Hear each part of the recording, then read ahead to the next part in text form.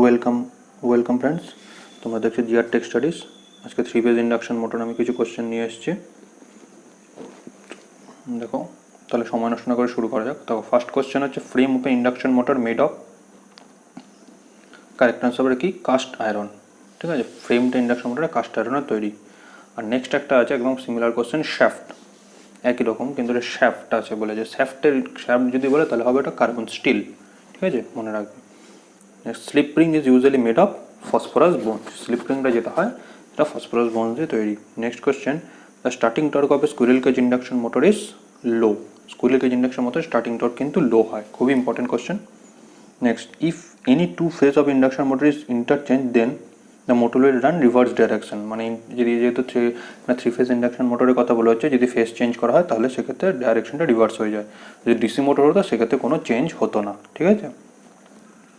Next, three phase induction motor has, three phase induction মোটরের খুব একটা ভালো ক্যারেক্টারিস্টিক, সেটা হচ্ছে self starting with low torque. তার টর্ক কম হয় এবং সেলফ স্টার্টিং হয়।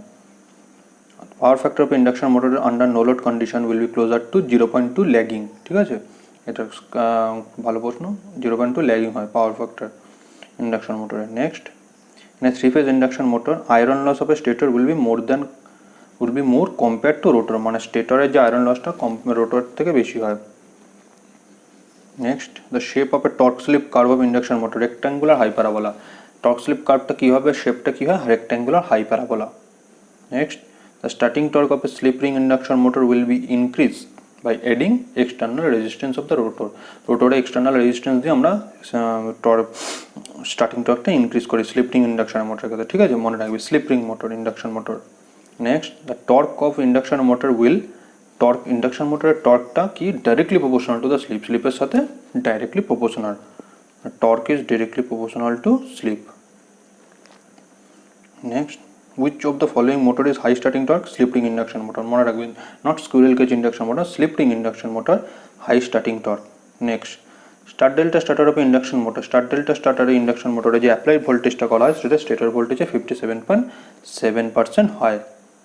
57.7% অফ লাইন ভোল্টেজ, মানে 1/√3 টাইমস হয়ে যায়। ঠিক আছে, এটা হচ্ছে 1/√3 টাইমস, 1/√3 টাইমস। ঠিক আছে,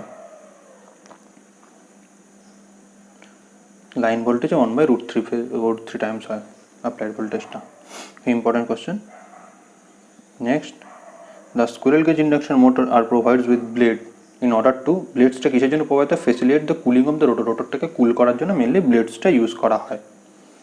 ভালো question. The induction motor normally used cast aluminium rotor because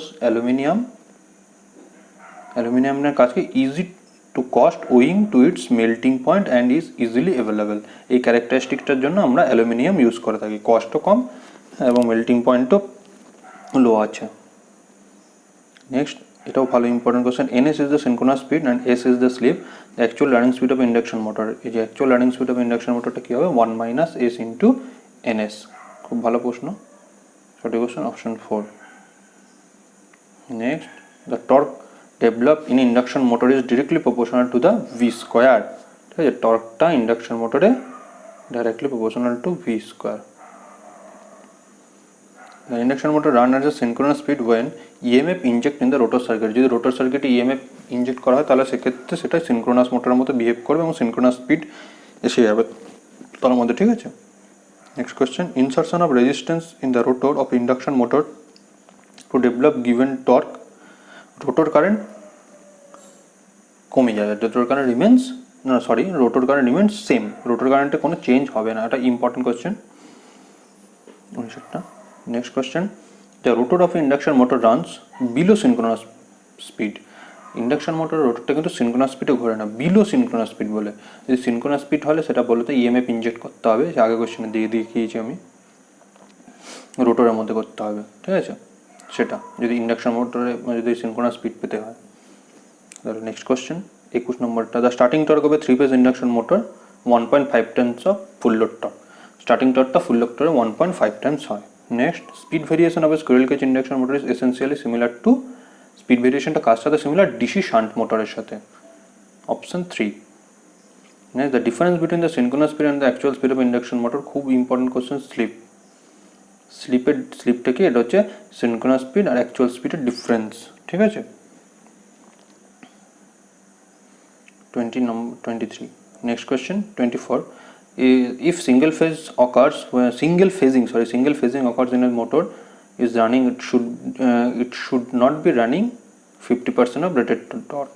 মানে সিঙ্গেল ফেজিং হলে পারে সেক্ষেত্রে 50% মানে should not be running at 50% of rated টর্কে বেশি রান করা উচিত হবে না টর্কটা, ঠিক আছে। বা সিঙ্গেল ফেজিং থেকে প্রায় কোশ্চেন আসে, সিঙ্গেল ফেজিং থেকে আমি একটা জন্য কোশ্চেনের মধ্যে দিয়েছি, খুব ইম্পর্টেন্ট কোশ্চেন।